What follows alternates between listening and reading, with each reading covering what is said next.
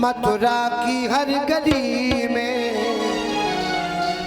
कान्हा को, गोविंद को, मोहन को ढूंढता हूँ दुनिया की हर गली में। मोहन को ढूंढता हूँ दुनिया की हर गली में, को ढूंढता हूँ दुनिया की हर गली में। गोकुल की हर गली में, मथुरा की हर गली में, गोकुल की हर गली में, मथुरा की हर गली में, गोकुल की हर गली में, दुनिया की हर गली में, गोकुल की हर गली में, दुनिया की हर गली में। कान्हा को, मोहन को, माधव को ढूंढता हूँ दुनिया की हर गली में। मोहन को ढूंढता हूँ दुनिया की हर गली में।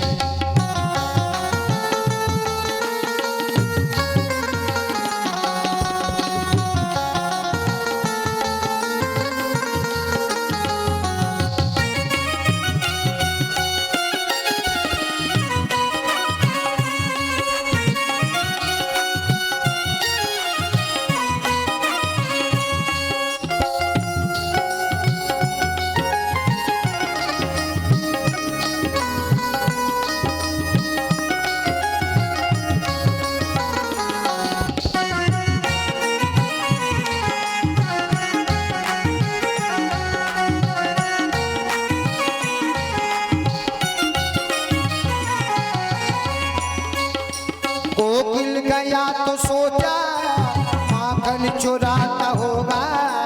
गोकुल गया तो सोचा माखन चुराता होगा।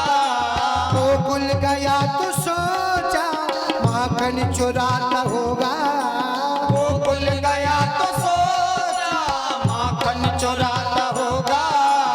या फिर कदम के नीचे बंसी बजाता होगा। या फिर कदम के नीचे बंसी बजाता होगा। या फिर कदम के नीचे बंसी बजाता होगा। या फिर कदम के नीचे बंसी बजाता होगा। ग्वालों की हर गली में, भक्तों की हर गली में, ग्वालों की हर गली में, भक्तों की हर गली में। कान्हा को, गोविंद को, मोहन को ढूंढता हूँ दुनिया की हर गली में। मोहन को ढूंढता हूँ दुनिया की हर गली में।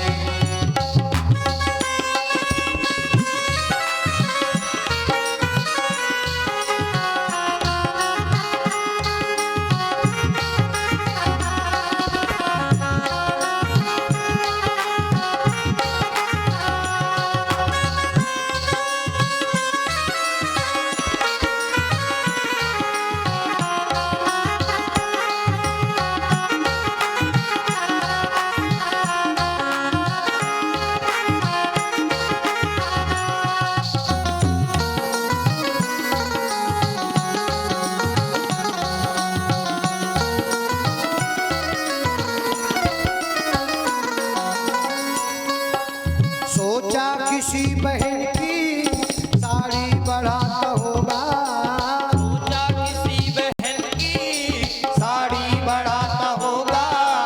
सोचा किसी बहन की साड़ी बढ़ाता होगा। सोचा किसी बहन की साड़ी बढ़ाता होगा। या फिर वो विष का प्याला अमृत बनाता होगा।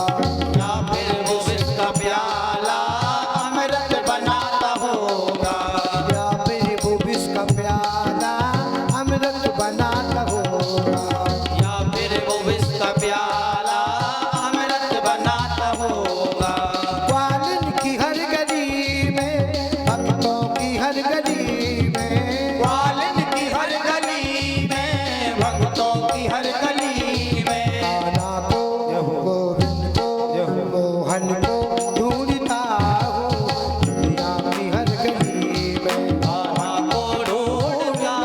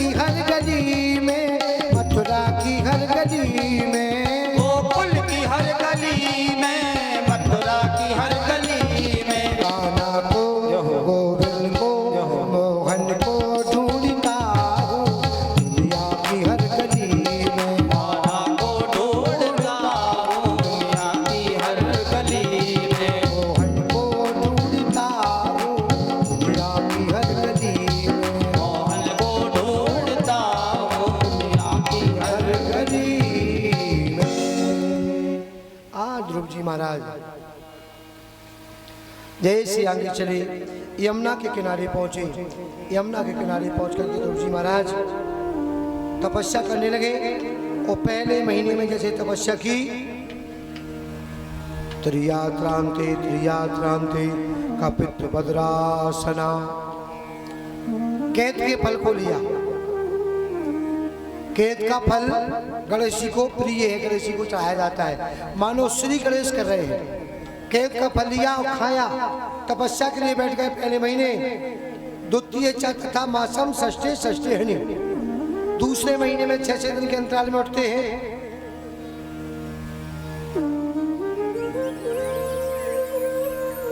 तीसरे महीने में 9वें दिन के अंतराल में।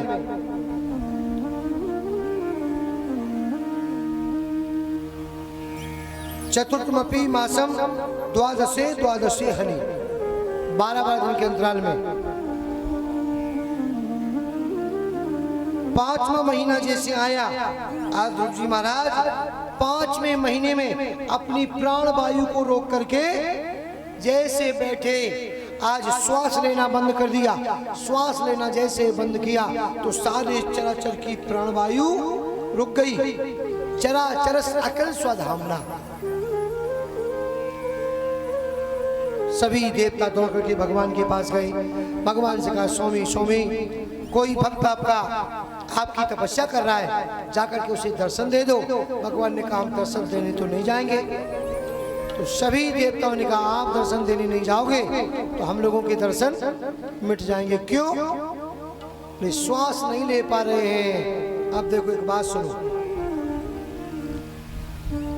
श्वास हवा का चलाना भगवान ने क्यों बंद किया? क्योंकि जितनी ये सुख सुविधाएं आई हैं, जितनी ये सुख सुविधाएं, जैसे मानो अपने गांव में लाइट आई है। अच्छा लाइट सही बताओ किसके लिए आई है लाइट? ये तो सबको पता है, सुनो जल्दी से। लाइट किसके लिए आई है अपने गांव में, छठा गांव में? किसके लिए आई है लाइट बताओ? सबके लिए आई है? नहीं आई है सबके लिए। जिसने कनेक्शन लिया, जो बिल दे रहे हैं, लाइट केवल उनके लिए आई है। लेकिन बीच में कटिया फंसा के हम लोग भी आनंद ले रहे हैं। बिल में कुछ नहीं दे रहे, बीच में ही आनंद ले रहे हैं। और जिसने कनेक्शन लिया है, यदि वो अपना कनेक्शन कटवा दे तो फिर लाइट मिलेगी क्या? बोलो हमें। अरे भाई इतना तो सब जानते ही हो, फिर लाइट मिलेगी क्या? जब हमने कनेक्शन लिया, कनेक्शन कटवा दिया, फिर लाइट कहां से आएगी? जिसने कनेक्शन लिया उसके लिए लाइट आई है। उसी प्रकार ये सूर्य भगवान का प्रकाश, जल देवता, अग्नि देवता, हवा, ये सब किसके लिए सुविधाएं हैं? ये सारी सुविधाएं भगवान के भक्तों के लिए है। ये सुविधा भगवान के भक्तों के लिए है। और ध्रुव जी महाराज ने श्वास लेना बंद कर दिया तो भगवान ने सोचा, जब मेरा भक्त इसका उपयोग नहीं कर रहा है तो क्या करना इसका चलाने से? हवा बंद कर दी। ऐसे लाइट का कनेक्शन जिसने लिया है वो कटवा दे पैसा दे करके, तो फिर लाइट नहीं मिलती है। वो कनेक्शन उसने लिया है तो हम लोग बीच में ही आनंद लेते हैं। उसी प्रकार ये सारी सुख सुविधाएं भगवान के भक्तों के लिए हैं, लेकिन हम लोग भगवान के भक्तों के बीच में बैठ करके ही फ्री में ही आनंद ले रहे हैं।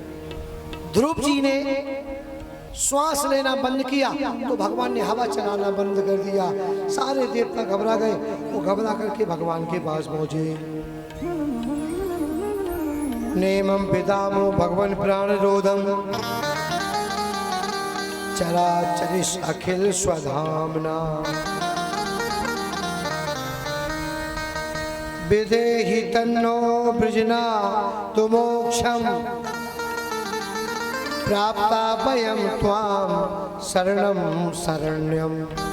हे भगवान, हम आपकी शरण में है, मेरी रक्षा करो, रक्षा करो।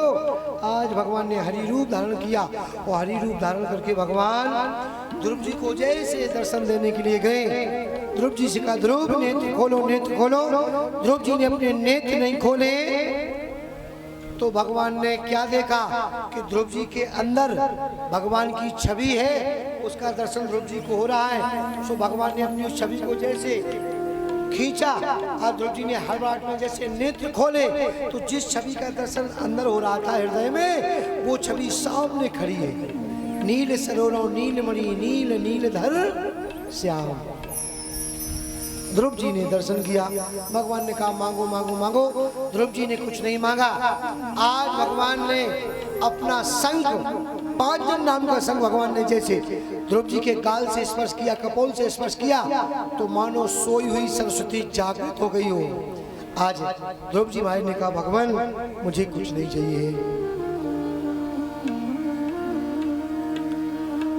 अरे आपके सहारे भगवान और सहारे रहूंगा,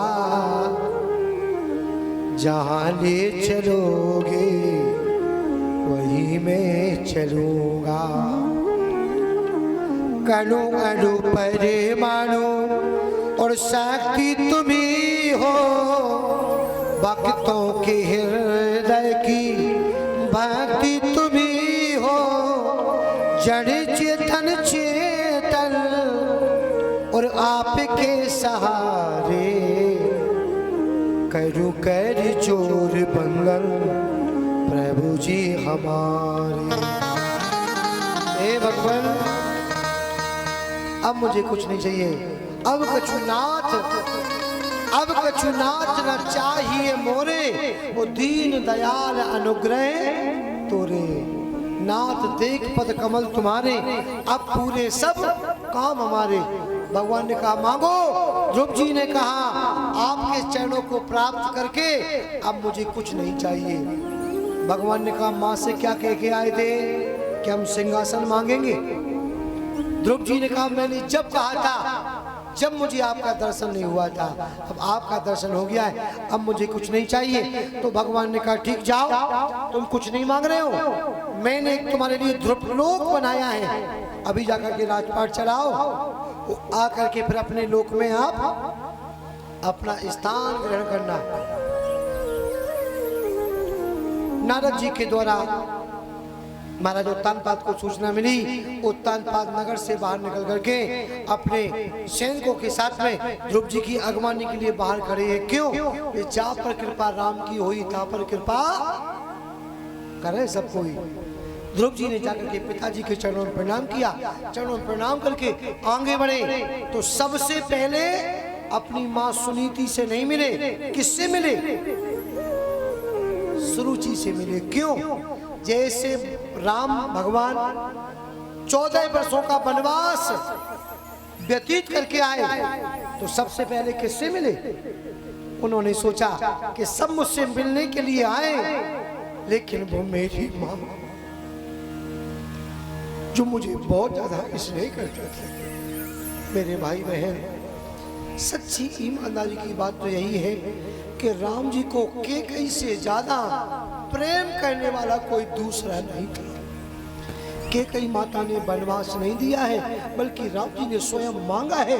कैकेयी तो वचनबद्ध थी, ये कलंक लिया है। किसके लिए?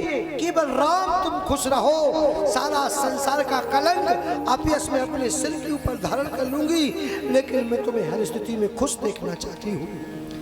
राम जी ने देखा कि मुझसे सब मिलने के लिए आए हैं, लेकिन कैकेयी मैया नहीं आई है। प्रभु जाना कैकेयी न जानी, तो प्रथम तास ग्रह गयो भवानी। वैसे ही ध्रुव जी महाराज सबसे पहले अपनी माँ सुरुचि से मिले, जिसने गोदी से नीचे उतार दिया था। सुरुचि के चरणों में जैसे प्रणाम किया, सुरुचि ने कहा नहीं नहीं नहीं नहीं, दूर हटो दूर हटो, मैं प्रणाम करवाने के लायक नहीं हूँ, मैंने तुझे घर से बाहर निकाल दिया था। ध्रुव जी ने कहा नहीं माँ, माँ तो पहली गुरु होती है, अगर तूने मुझे ये शिक्षा न दी होती तो मुझे भगवान का दर्शन न हुआ होता। सुरुचि ने ध्रुव जी का हाथ पकड़ा, वो हाथ पकड़ के सीधे कहाँ ले गई? जहां सुनीति माँ थी। तो सुनीति के पास पहुंच करके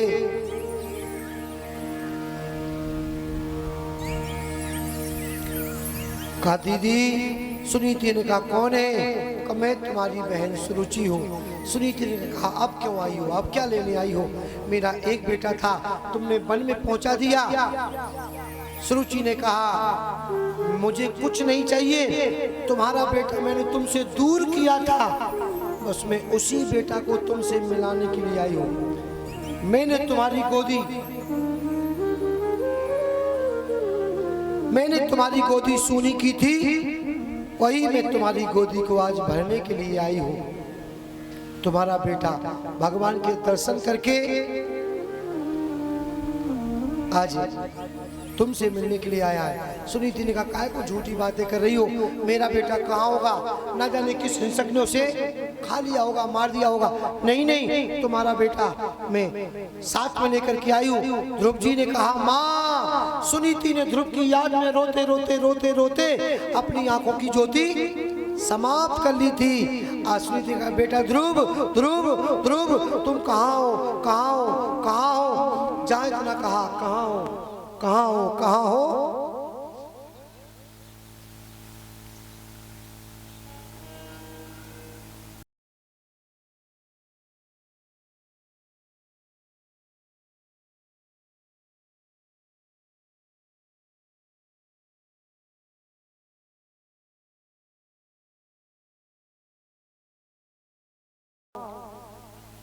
ध्रुव जी ने जब नहीं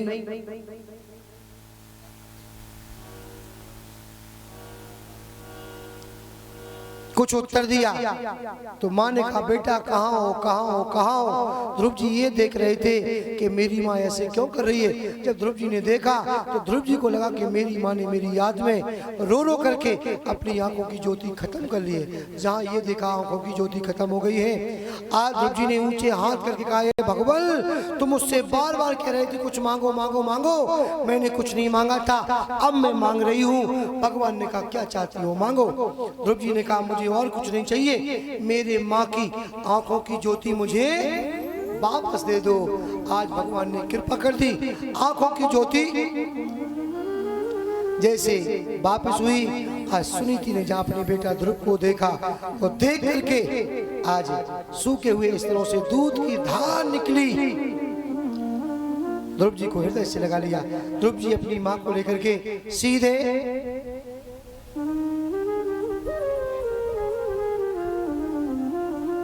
राजमहल में पहुंचे। ध्रुव जी ने 36,000 वर्ष तक राजपाट चलाया। बाद में मृत्यु देवता के सिर पर पैर रख के ध्रुव जी महाराज आज भगवान के धाम को चले जाते हैं। भगवान के धाम में पहुंच करके आज ध्रुव लोक में अपना निवास बना लेते। आगे चल के श्री सुखदेव जी महाराज ने परीक्षित जी से कहा कि राजन सुनो ध्यान से, ध्रुव के वंश में आगे चल के अंग हुए, अंग का पुत्र हुआ बैन। बैन बहुत पाप आत्मा था। एक दिन महात्माओं ने हुंकार भरी, वो बैन का शरीर पूरा हो गया। आज इसके शरीर का मंथन किया गया, इसके शरीर से एक स्त्री पुरुष का जोड़ा निकला। स्त्री पुरुष के जोड़े को जैसे देखा उन्होंने 100 यज्ञ किए, जैसे 100वां यज्ञ हुआ। ये तो महाराज पृथु थे, भगवान प्रकट हो गए। भगवान ने क्या मांगो, क्या चाहते हो। आज पृथु ने कहा, मुझे 1000 कान दे दो। भगवान ने कहा, क्या करोगे। ये 2 कानों से भगवान की कथा सुनते सुनते मेरा मन भरता नहीं है, 1000 कानों से भगवान की कथा श्रवण करूंगा। तो भगवान ने सोचा इनका शरीर बिगड़ जाएगा, तो 2 ही कानों में 1000 कानों की सुनने की शक्ति को प्रदान किया। आगे चल करके श्री सुखदेव जी ने कहा, राजन प्रचेता तक का वर्णन किया, इससे आगे प्रियव्रत के वंश का वर्णन किया। प्रियव्रत के वंश में ऋषभदेव हुए और ऋषभदेव के 100 पुत्र हुए, जिनमें से सबसे बड़े जो बेटे थे जिनका नाम था राजर्षि भरत। बहुत वीर थे, सिंगनी के बच्चे के साथ में खेला करते थे, सिंगनी का दूध पिया करते थे।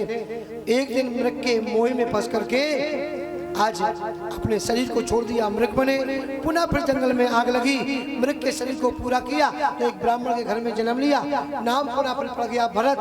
अब उनको याद है कि मैं मृग के मोह के बच्चे में, मृग के बच्चे के मोह में फंस गया था तो मुझे मृग बनना पड़ा था। अब मैं मोह में नहीं पड़ूंगा। कोई भी काम करने के लिए कहे तो काम बिगाड़ देते हैं। नाम था भरत तो नाम पड़ गया जड़ भरत। आज एक दिन सिंध सोबर देश का राजा रघुगण कपिल मुनि के यहाँ सत्संग करने के लिए जा रहा था। उसका कहार बीमार पड़ गया तो इन्हीं को पालकी में लगा दिया। जैसे चले चींटियों की कतार आई, छलांग लगाई, जीव दया सो मन दया कृष्ण कही 100 बार, कोई चींटी न मर जाए। जैसे छलांग लगाई, उसका सिर पालकी के डंडे में टकराया। इसने कहा तुझे दिखाई नहीं देता क्या, तू दुबला पतला है, खाता पीता नहीं है, मैं तेरी चिकित्सा करूंगा। तो कहा तुम मेरी क्या चिकित्सा करोगे, तो मेरे शरीर को पिटाई करोगे, मेरे शरीर की पिटाई करोगे, मेरी नहीं, क्यों मैं अलग हूँ और मेरा शरीर अलग है। आज ऐसा उपदेश किया, ये पालकी से नीचे उतर के आया, चरणों में प्रणाम किया। अकोबिदा आप कौन हो अवधूत वेश में? ना मुझे इंद्र के वज्र का भय है, ना मुझे शंकर के त्रिशूल का भय है, ना मुझे विष्णु के चक्र का भय है। मुझे भय है तो यज्ञोपवीत धारण करने वाले एक ब्राह्मण से भय है। मसक दंश बीते हिमत्रासा, जिम दुज द्रोह किए कुल नासा। कहीं आप ब्राह्मण तो नहीं हो, ऐसा ज्ञान दिया। वहीं से वो वापस चला गया। आगे चल करके एक काशी का ब्राह्मण था जिसका नाम अजामिल है। वेश्या के संग से ये दूषित हो गया। कान कुब्जो दुजा से दासी पति अजामला, नामना नष्ट सदाचारो दास्या संसर्ग दूसता। दासी के संसर्ग से दूषित हुआ। भगवान के एक दिन भेजे हुए महात्मा आए, इनके घर में विश्राम किया, भोजन किया, चलने लगे तो कहा मुझे दक्षिणा दो। इसने मना किया। संतों ने कहा मुझे दक्षिणा में क्या चाहिए, तुम्हें पता है क्या चाहिए? कितने बेटा है? 9 बेटा है, 10वां घर में है पत्नी के, तो अपने 10वें बेटे का नाम नारायण रख लेना। जैसे बेटा हुआ उसका नाम नारायण रखा। कुछ भी काम करता है नारायण नारायण नारायण पुकारता है। अंतिम समय में जब उसका प्राण निकला, अपने बेटे का नाम पुकारा नारायण। वो जैसे नारायण नाम निकला तो भगवान के दूत आए और इसे विमान में बिठा करके भगवान के पार्षद भगवान के धाम को ले गए। बोलिए बांके बिहारी लाल की जय हो। आज की अंतिम कथा केवल 5-10 मिनट में हो रही है। पहला चक्री कथा, क्योंकि नरसिंह अवतार तक की आज कथा होनी है और कल भगवान के जन्म की कथा होनी है। क्योंकि पहले दिन कथा नहीं हो पाई, दूसरे दिन भी कम हो पाई, अब केवल 10 मिनट में सूक्ष्म रूप में। अगर कल पहला चक्री कथा होगी तो बहुत बढ़ जाएगी ना, तो केवल 10 मिनट में कथा हो रही है। और जाने का मन उन्हीं का होता है जो 12 बजे नहीं आते। जो 12 बजे आते हैं वो बेचारे शांत बैठे रहते, और जो 1 बजे 2 बजे आए मैं नहीं को मन होते अब घरे जाने जल्दी। और 10 मिनट में हम कथा पूरी कर रहे हैं, बिल्कुल चिंता ना करना। हिरण्याक्ष हिरण्याकश्यप 2 भाई थे। हिरण्याकश्यप ने सुना बंधु निधन वृत्तांत, जरा देर दरबार में बैठा रहा एकांत। भर गया क्रोध में दैत्यराज, संकल्प हृदय में ठाना है, बस विष्णु हमारा द्रोही है, जम करके बैर बढ़ाना है। मेरे विष्णु का रक्षक बन करके मेरे भाई को मारा है, सावधान सावधान सावधान। अब हिरण्याकश्यप से पाला है। जहां इतना कहा, हिरण्याक्ष और हिरण्याकश्यप 2 भाई थे। हिरण्याक्ष का वध बड़ा भगवान ने कर दिया, अब हिरण्याकश्यप रह गया। जहां इसने ये सुना कि मेरे भाई को विष्णु ने मारा है तो एक क्रोध में भर गया, मैं विष्णु के बच्चे को जीवित नहीं छोड़ूंगा। वो ये आया घर में, वो घर में आकर के ये तपस्या के लिए चला। जैसे तपस्या के लिए चला अपनी पत्नी से कह करके, और तपस्या करने को जैसे बैठा तो इधर क्या हुआ, देवताओं के गुरु देवगुरु बृहस्पति जी महाराज तोते का रूप बना करके आए। नारायण नारायण नारायण जैसे शब्द बोला, नारायण नारायण बोला। इसने सोचा हमें अपशगुन हो गया है। ये दैत्य ना, दैत्य को भगवान के नाम से अपशगुन होता है और भक्तों को तो सगुन होता है। जाकर नाम सुनत शुभ होई।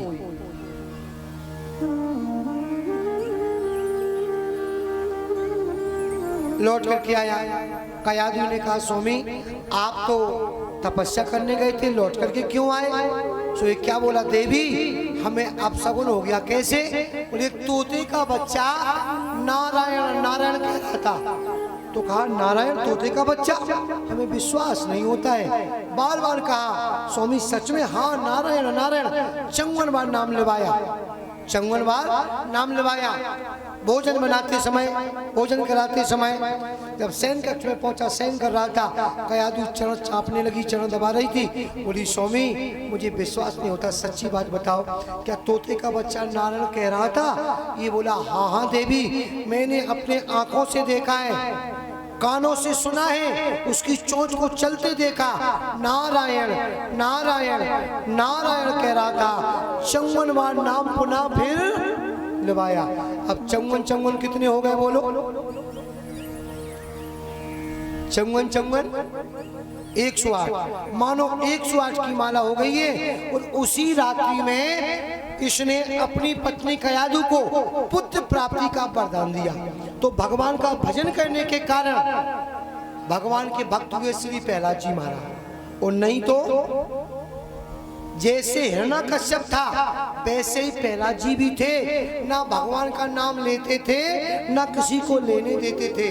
कोई भगवान का नाम लेता था तो प्रहलाद जी उसका वध कर देते थे। फिर भगवान के भक्त कैसे हुए प्रहलाद? ये सुन लो, 1-2 जन्म की कथा।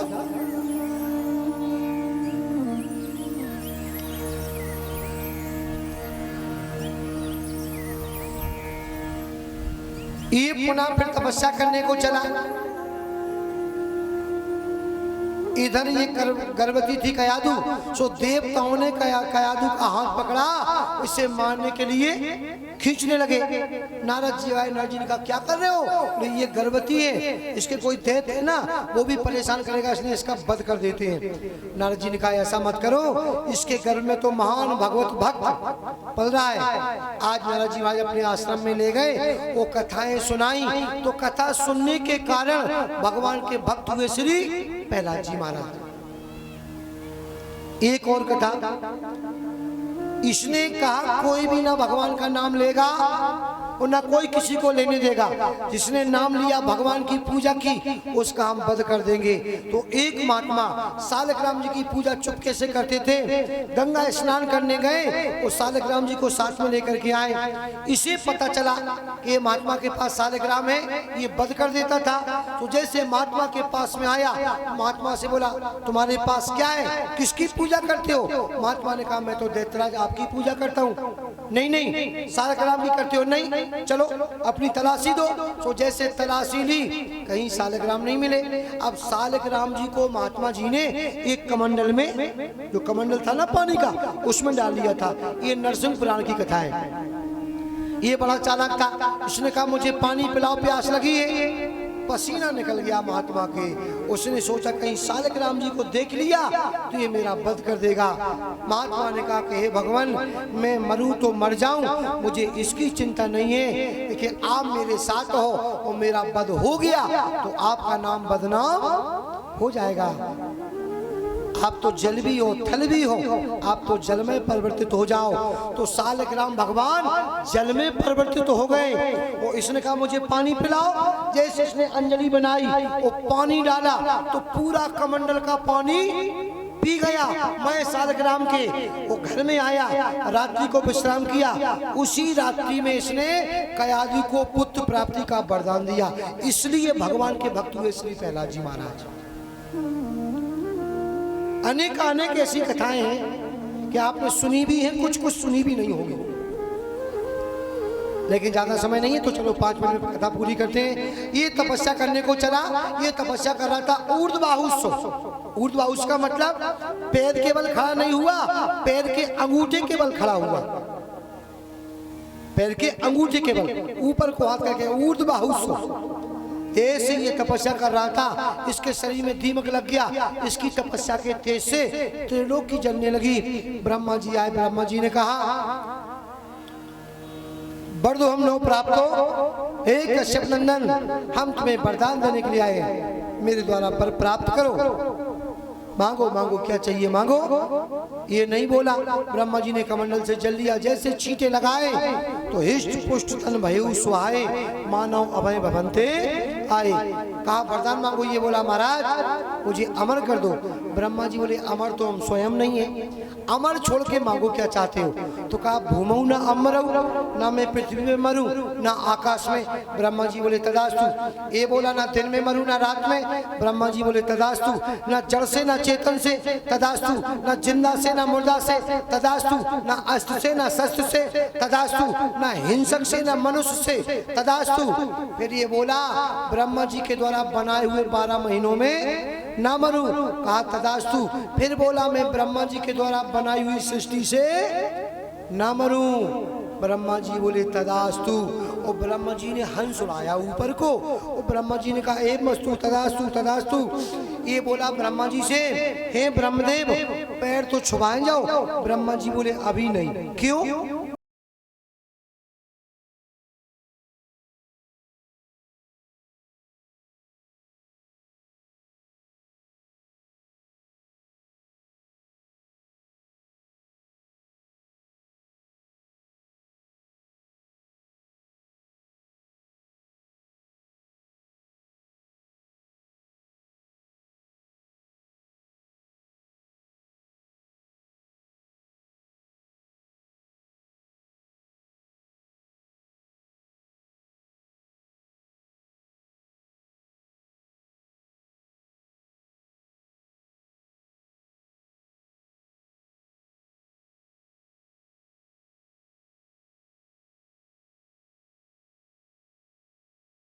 पूजा पाठ की तो उसकी खैर नहीं है। रावण ने तो केवल इतना कहा था कि नगर गांव पर आग लगावा, और इसने क्या किया तम तम जनपदम, एक गांव में सुहा हो रही हो पूरा जिला जला डालो।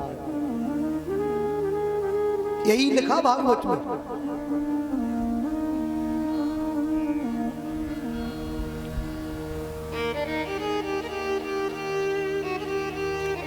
दुज भोजन मक होम सराधा, तिनमय जाए करो तुम बाधा। जय विद होए धर्म निर्मूला, करो सो जाए वेद प्रतिकूला। सारे धर्म के प्रतिकूल चल रहे हैं। इधर ये जैसे विद्यालय में पहुंचा, अपने बेटा से कहा प्रहलाद, हाँ पिताजी, चरणों में प्रणाम किया। बेटा पढ़ते हो? हाँ। तुम्हारे गुरुजी ने तुम्हें क्या पढ़ाया? तो कीर्तनम श्रवणम कीर्तनम विष्णु स्मरणम। हे पिताजी, श्रवण करने लायक है तो भगवान की कथा, कीर्तन करने लायक कोई है तो भगवान के नाम का कीर्तन करो, राम के नाम का कीर्तन करो, विष्णु के नाम का कीर्तन करो। सेवा करने के लिए कोई है तो भगवान के चरणों की सेवा करो। इसने सोचा ये मेरे विपरीत कैसा बोल रहा है। संडा मर को बुलाया, यही सिखाया मेरे बालकों को। नहीं नहीं महाराज, क्षमा करो क्षमा करो। ये पुनः फिर विद्यालय में छोड़ देता है, और विद्यालय में छोड़ करके